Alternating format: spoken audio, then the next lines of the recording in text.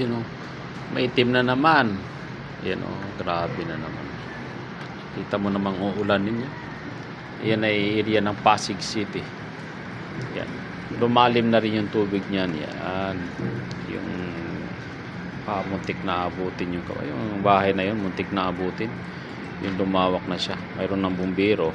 Ayan, mga bumbero na yun nandiyan na nagano dahil sa sila yun lumawak na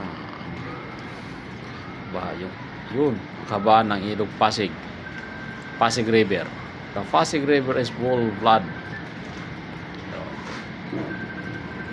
Yun. Tas uulan na naman, itim na naman ang langit. Kawawa na naman. Ibig sabihin, muntik nang abutin yung mga offices niyan. Ito. Yan, muntik na abutin yan, no? Kawawa naman yung mga apektado.